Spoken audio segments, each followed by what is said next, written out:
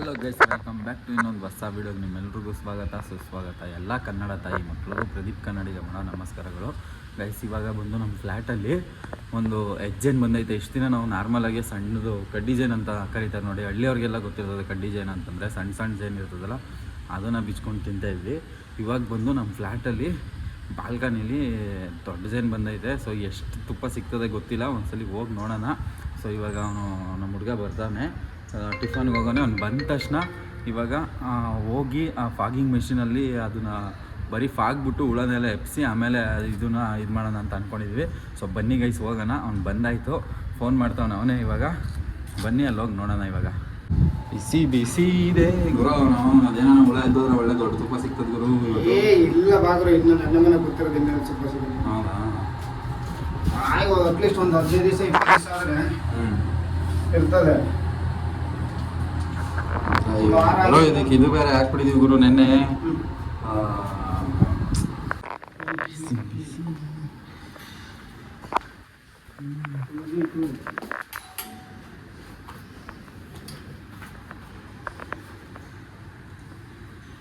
Video ಮಾಡ್ಕೊತಾ ಇದೀಯ?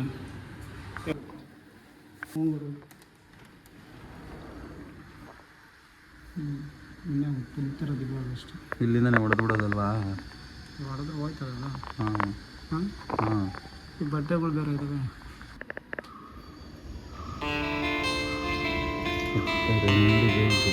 ಸಕ್ಕತ್ತಾಗೈತೆ. ಅದು ಬೇರೆ ದೊಡ್ಡದೇನು ಬಿಚ್ಚಕ್ಕೆ.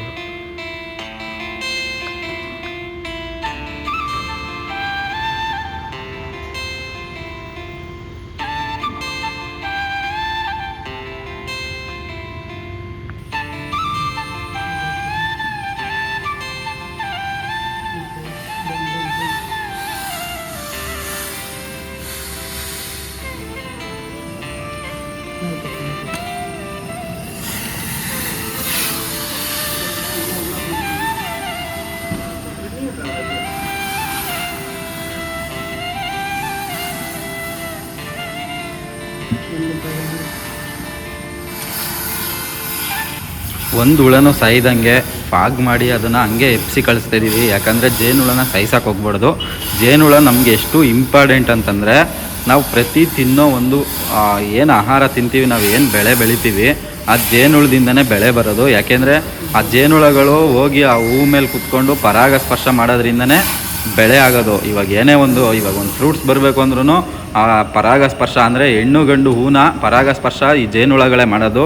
ಇಲ್ಲಾಂದರೆ ನಾವು ಏನೇ ಬೆಳೆಯೋಕ್ಕೆ ಏನೇ ಗಿಡಗಳನ್ನ ನೆಟ್ಟಿದ್ರೂ ಜಮೀನಲ್ಲಿ ಈ ಜೇನುಹುಳಗಳಿಲ್ಲ ಅಂದರೆ ಯಾವುದೇ ಕಾರಣಕ್ಕೂ ಅದು ಹೂವೂ ಬಿಡೋಲ್ಲ, ಕಾಯಿನೂ ಆಗೋಲ್ಲ, ಹಣ್ಣು ಸಿಗೋಲ್ಲ, ಆ ಥರ ಆಗ್ಬಿಡ್ತದೆ. ಸೊ ಅದರಿಂದ ಒಂದು ಹುಳನೂ ಕೂಡ ನಾವು ಡ್ಯಾಮೇಜ್ ಮಾಡ್ದೇ, ಒಂದು ಹುಳನೂ ಸಾಯಿಸ್ದಿರೋ ಥರ ಬರೀ ಫಾಗ್ ಮಾಡಿ ಅಂದರೆ ಹೊಗೆ ಬಿಟ್ಟು ಆ ಹುಳನ ಹಂಗೆ ಎಬ್ಬಿಸ್ತಾ ಇರೋದು.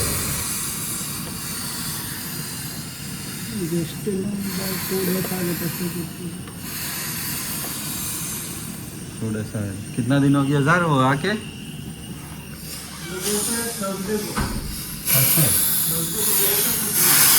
गुरु वो थर्सडे बता गुरुवार नहीं बताते गुरु. आप नहीं पकड़ता है? 3 दिन हो गया.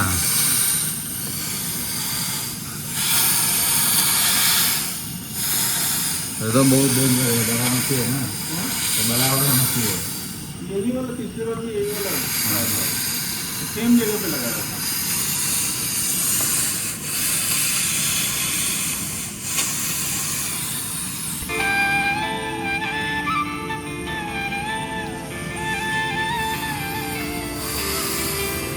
मैंने काಣಿಸ್ತಾನೆ ಇಲ್ಲ ಬ್ರೋ, ಫುಲ್ ಹೊಗೆ ತಂದು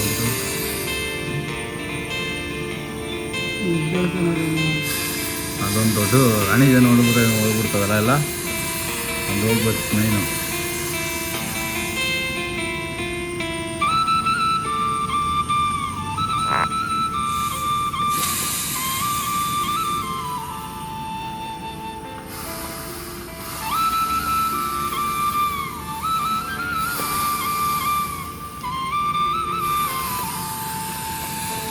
ಸ್ವಲ್ಪ ಅಷ್ಟೇ.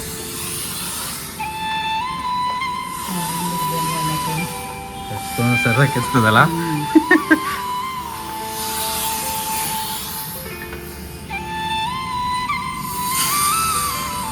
ಸ್ವಲ್ಪ ಇದೂರಲ್ಲಿ ದೇವರು ಭಯ ಏನು ಮಾಡೋದು ಬಿಡು, ನಾವು ಸ್ವಲ್ಪ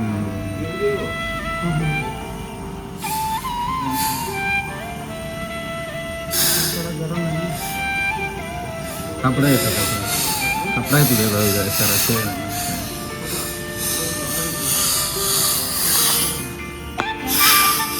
ರೈಸ್ ಹುಳ ಎಲ್ಲ ಎದ್ದೋಳ್ತೀವಲ್ಲ, ಈ ಕಡೆ ಎದ್ಬಿಡ್ತಿದ್ರು, ಆ ಕಡೆ ಮಕ್ಕಿಂದ ಕತ್ತೈತೆ.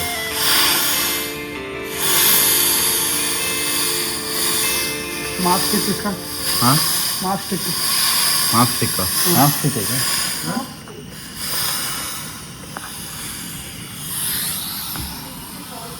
ಇರು ನಮಗೆ ಹೊಳಿ ಕತ್ತೈತಿದೆ, ಯಾವುದು ಹೊಡಿ ಕೆಳಗೆ ಒಂದ್ಸತಿ.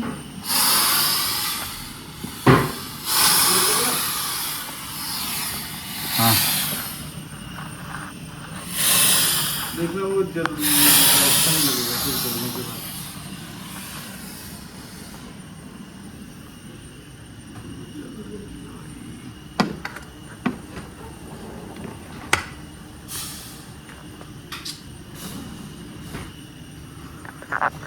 ಸೊ ಗೈಸ್ ಫೈನಲಿ ಎಲ್ಲ ಹುಳನ ಎದೊಳ್ತು, ಆ ಸೈಡಲ್ಲಿ ಮಾತ್ರ ಐತೆ. ಅದನ್ನ ಹಂಗೆ ಈ ಕಡೆ ಎಳ್ಕೊಂಬಿಡೋಣ ಅಂದ್ಬಿಟ್ಟು ಮಾಮ್ ಸ್ಟಿಕ್ ಇಸ್ಕೊಂಡವನೆ. ಸೊ ಗೈಸ್ ಅದು ಬಂತು ನೋಡಿ. ಇವಾಗ ಅದು 3 ದಿನ ಆಗಿರೋದ್ರಿಂದ ಕಟ್ಟು ಅದು ಬಂದು ಕುತ್ಕೊಂಡು 3 ದಿನ ಆಗೈತಂತೆ. ಇದು ಗುರುವಾರ ಅಂದರೆ ಯುಗಾದಿ ಹಬ್ಬದ ದಿನ ಬಂದು ಕುತ್ಕೊಂಡಿರೋದು. ಸೊ ಅದರಿಂದ ಈ ಸತಿ ಏನೂ ತುಪ್ಪ ಸಿಗ್ನಿಲ್ಲ, ಏನೂ ಮಾಡೋಕ್ಕಾಗಲ್ಲ. ಸೊ ಬನ್ನಿ ಓಡೋಣ ಅಷ್ಟೇ, ಏನು ಮಾಡೋಕ್ಕಾಗಲ್ಲ. ಅದೇನು ಅವ್ನ ಕೈಲಿ ಫಾಗಿಂಗ್ ಮಾಡಿಸಿ ತೆಗೆದ್ವಿ, ಬಟ್ ಈ ಸಲ ತುಪ್ಪನೇ ಸಿಕ್ಕಿಲ್ಲ. ಲಾಸ್ಟ್ ಟೈಮ್ ಒಂದು ತೆಗ್ದಿದ್ವಿ, ಅದರಲ್ಲಿ ಒಳ್ಳೆ ಮಿನಿಮಮ್ ಅಂದರೆ ಒಂದು 2-3 ಲೀಟರ್ ಸಿಕ್ಕಿತ್ತು. ಬಟ್ ಈ ಸತಿ ಇವಾಗ ಒಂದು 2-3 ಡೇಸ್ ಆಯ್ತಂತೆ ಅದು ಬಾಲ್ಕನಿಗೆ ಬಂದು ಕುತ್ಕೊಂಡು. ಸೊ ಏನೂ ತುಪ್ಪ ಸಿಕ್ಕಿಲ್ಲ ಸ್ವಲ್ಪನೂ. ಸೊ ಏನು ಮಾಡೋಕ್ಕಾಗಲ್ಲ ಅಂತೇಳಿ ಅಲ್ಲೇ ಹುಳ ಎಲ್ಲ ಆಡ್ತಾಯಿತ್ತು ಅಂತ ಹೇಳ್ಬಿಟ್ಟು ನಾವು ಬಂದ್ಬಿಟ್ವಿ. ಬಾಲ್ಕನಿಗೆ ಹೋಗೋಕ್ಕೆ ಹೋಗಿಲ್ಲ. ಆಮೇಲೆ ಹೋಗಿ ಯಾಕೆ ಕಸ್ಕೊಂಡು ಆಮೇಲೆ ಹಾಕಬೇಕು, ಮೊದಲೇ ಇವಾಗ ಸಮ್ಮರಲ್ಲಿ ಕಸಿದ್ರೆ ಉರಿ ತಡೆಯೋಕ್ಕಾಗಲ್ದು.